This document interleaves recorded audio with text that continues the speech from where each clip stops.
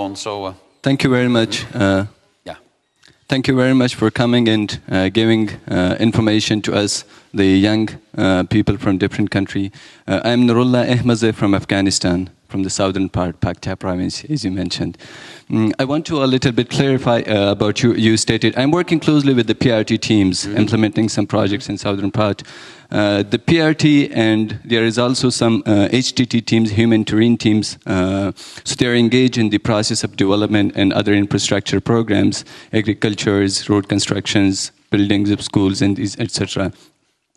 What I observed regarding working with them is my experience that most of the teams, they're not remaining for the long run in that place. They're changing time by time. So when the new team comes, they're familiarizing with the region and understanding the people, working with them. It's a lot of problem. They could not go like successfully. So it's a big challenge that had to be taken into consideration by the NATO headquarters, as I stated to you. And my question second goes about the comprehensive approach. If the comprehensive approach is developed towards Afghanistan of the NATO, is it discussed with the Afghan government and with the United States? Was there inputs about them as well? Thank you. All right. On the first question, I promise I'll go higher up for the next question because we should have a balance. That is at least what my wife is telling me. And after 35 years of marriage, I know what I have to do when she gives this indication. On your first point, it is a problem, not only civilian, by the way, but also military, that the terms where people serve in Afghanistan, be it military or civilians, are usually not very long. That is a fact. Individual nations usually decide how long these terms are and how frequently they rotate. I can very well imagine that from time to time this is a problem. It is a military problem from time to time that you have relatively short rotational periods.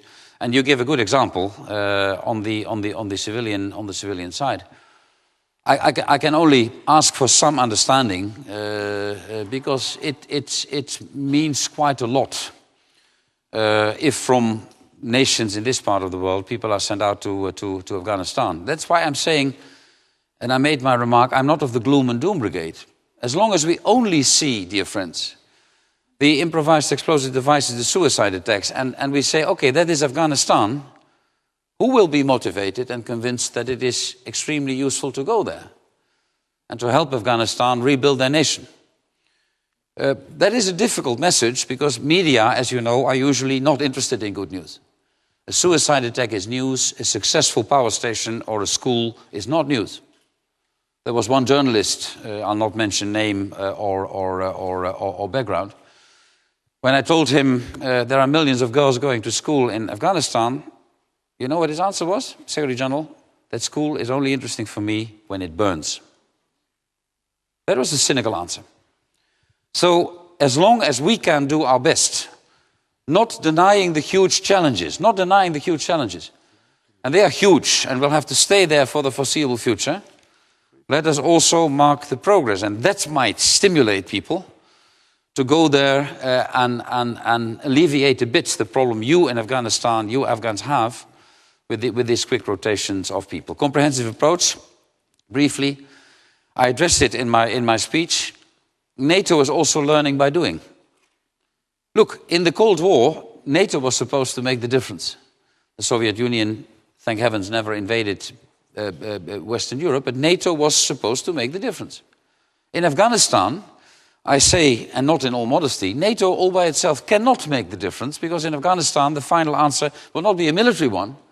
It will be civilian, it will be reconstruction, it will be development. It will be showing you and your countrymen that you're better off when the international community, together with you and under your stewardship, takes the helm in Afghanistan than when it is our enemies and our opponents.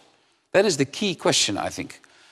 And the comprehensive approach, working together with the United Nations and under the aegis of the United Nations. I should start with your government, the UN, the European Union, the major donors, NATO, the European Union, I already mentioned.